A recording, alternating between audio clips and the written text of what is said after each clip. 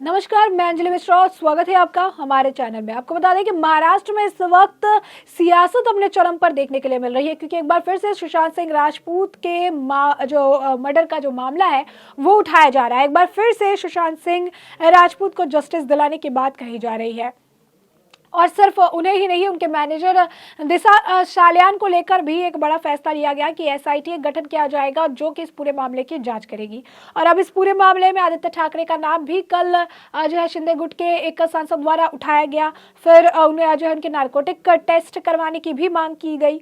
तो आज उस पर जहां पर एक तरफ आज वो बोलते नजर आए, यानी एक तरफ जो है काफी बौखलाए नजर आए आदित्य ठाकरे, काफी कुछ बयानबाजी उन्होंने की, तो दूसरी तरफ अगर हम ध्यान दें तो दूसरी तरफ सुशांत सिंह राजपूत के पिता ने इस पूरे मामले पर अपनी प्रतिक्रिया दी है। तो शुरू करेंगे सुशांत सिंह राजपूत के पिता की प्रतिक्रिया से, क्या कुछ कहा उन्होंने, उसके बाद हम आपको बताएंगे कि आदित्य ठाकरे ने क्या कुछ बयानबाजी आज की है।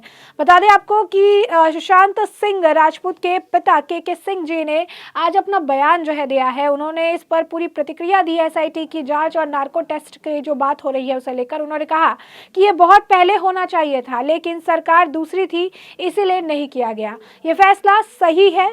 पिछली सरकार में जांच सही से इसलिए नहीं हुई क्योंकि उनके लोग इसमें शामिल थे। उन्होंने आगे कहा, जैसे मैंने खबरों में देखा उसमें आदित्य ठाकरे का नाम आ रहा है। सच्चाई का पता एसआईटी की जांच में ही लगेगा। आदित्य ठाकरे का नार्को टेस्ट होना चाहिए। तो अब देखिए कि सुशांत सिंह राजपूत के पिता का ये बड़ा बयान है कि नार्को टेस्ट जो है वो आदित्य ठाकरे का होना चाहिए और एसआईटी की इस जांच में जो है कई सारे खुलासे होंगे। बता दें, कल जब दिशा सालियान केस की जांच का मामला उठाया गया था उस दौरान आदित्य ठाकरे का बयान था कि भ्रष्ट सीएम यानी भ्रष्ट मुख्यमंत्री एकनाथ शिंदे को बचाने के लिए मुझ पर आरोप लगा रहे हैं। और आज भी वो एकनाथ शिंदे पर काफी हमलावर नजर आए। उन्होंने जो है काफी कुछ कहा, उन्होंने जो है सारी प्रतिक्रिया भी दी, बताया किस तरीके से उन्हें बोलने नहीं दिया जा रहा है, मुद्दों को दबाया जा रहा है। कई सारे मुद्दों को लेकर वो सामने बोलते हुए नजर आए। देखिए, इस मसले पर आदित्य ठाकरे जो है अपनी पहली बात जो है वो आरोप लगाया जा रहा था उस पर उन्होंने कमेंट किया। उन्होंने यही कहा कि जिस दिन दिशा सालियान की मौत हुई थी उसी दिन मेरे दादा की भी तबीयत काफी ज्यादा खराब थी और उसी दिन मेरे दादाजी की भी मौत हुई थी। नागपुर में जो है विधान भवन के बाहर मीडिया प्रतिनिधियों से बात कर रहे थे। उन्होंने कहा कि ऑब्वियसली उस दिन जो है जब उनसे पूछा गया कि दिशा सालियान की मौत मामले पर जब उनसे पूछा गया कि लोकेशन ट्रेस करने और नार्को टेस्ट कराए जाने की मांग की जा रही है, तो उन्होंने कहा कि उस दिन वो कहा, तो उन्होंने कहा जिस दिन दिशा की मृत्यु हुई उस दिन मेरे दादाजी की भी मृत्यु हो गई थी और आप ये भी जानते हैं कि मैं उस दिन निश्चित रूप से वहीं पर था। मेरे पास सच बोलने की शक्ति है और यह सरकार ऐसे लोगों को परेशान करने का काम कर रही है।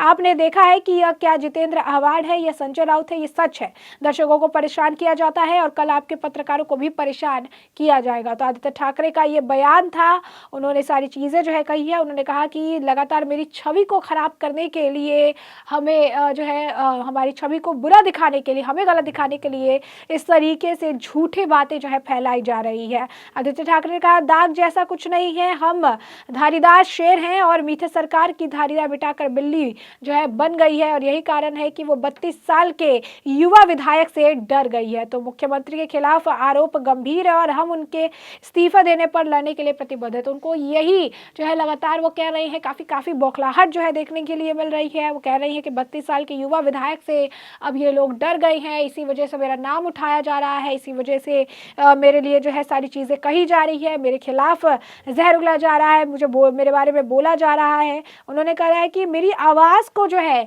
ये दबाने का प्रयास कर रहे हैं, मुझे चुप कराने का प्रयास किया जा रहा है, लेकिन मैं चुप नहीं होने वाला हूँ। तो ये आदित्य ठाकरे का एक जो बयान है, ये जो रूप है, ये आप देख सकते हैं साफ तौर पर। जितेंद्र अवार्ड का भी ये कहना है कि सरकार जो है आदित्य ठाकरे से जो है डर गए हैं। आदित्य ठाकरे शिवसेना के ऐसे नेता है जिससे अब किसी इसको डर नहीं लगता। वही आदित्य ठाकरे सीएम शिंदे को बोल रहे हैं कि अब सीएम जो है फंसने वाले हैं और यही कारण है कि मेरी आवाज को दबाया जा रहा है और सत्ता पक्ष जानबूझकर हंगामा कर रही है ताकि सीएम ना फंसे या फिर उन्हें चीजें करी जाए। वो कह रहे, उन्होंने आज मीडिया से बात करते हुए कहा कि हमने आज जो प्रोसीडिंग हुई है उसका भी हमने बॉयकॉट किया है, क्योंकि हमें बोलने ही नहीं दिया जा रहा था, हमारे मुद्दे पे हमें कुछ कहने ही नहीं दिया जा रहा था। और आज महाराष्ट्र में डेमोक्रेसी की मौत हुई है, आज महाराष्ट्र में लोकतंत्र की हत्या हुई है, जो कि हमें बोलने का मौका नहीं मिल रहा है। उन्होंने कहा कि जो रूलिंग पार्टी है, जो सत्ताधारी पार्टी है उन्होंने फ्लोर पर वो आया और उन्होंने हाउस को adjourn करने का प्रयास किया। हम चाहते हैं कि हम महाराष्ट्र कर्नाटक का बॉर्डर इशू को भी उठाएं, लेकिन ऐसा कुछ भी नहीं हुआ क्योंकि हमारे बोलने से वो डरते हैं और इसी वजह से हमें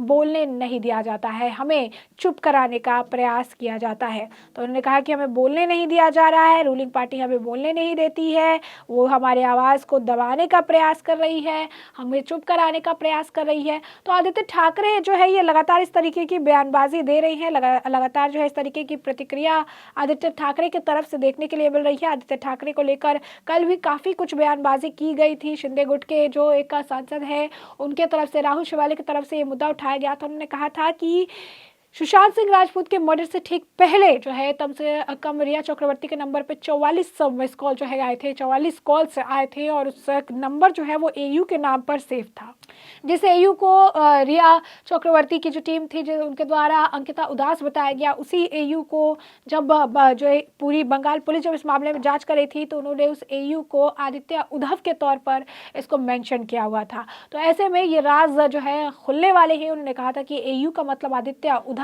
ठाकरे तो नहीं, और इसके बाद से ही लगातार जो है इस तरीके की बातें अब होने लगी है कि क्या सच में इसी तरीके से जो है कुछ हुआ है, यानी कहीं ना कहीं क्या इस सुशांत सिंह, रिया चक्रवर्ती के और जो है आप कह सकते हैं आदित्य ठाकरे का भी इसमें इन्वॉल्वमेंट था और कहीं ना कहीं आदित्य ठाकरे रिया को पसंद करते थे और इसी वजह से रास्ते से हटाने के लिए सुशांत सिंह राजपूत की हत्या कर दी गई। तो कई सारे मामले हैं, कई सारे एंगल निकाले जा रहे हैं क्योंकि कई सारी बयानबाजी की जा रही है।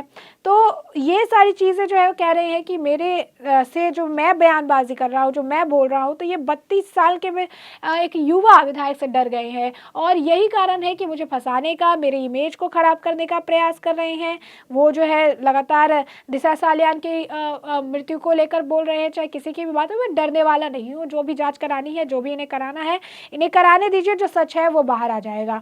और यही कारण है कि जब ये मामला उठा था कल भी उनका यही इसी तरीके का बयान था। जब इस मामले पर उनसे पूछा गया था तो इन आरोपों पर कहा था कि घोटालेबाज सीएम को बचाने के लिए ऐसे आरोप जो है मेरे पर लगाए जा रहे हैं। हम राजनीति में अब कोई भी सीमा नहीं रह गई है, इस तरह की राजनीति हमारे विधान भवन में कभी नहीं हुई थी। इन लोगों ने जवान बेटे बेटियों को, बेटियां भी हैं, क्या वे भी अपने बच्चों के साथ ऐसा ही करेंगे? यह एक तानाशाही है।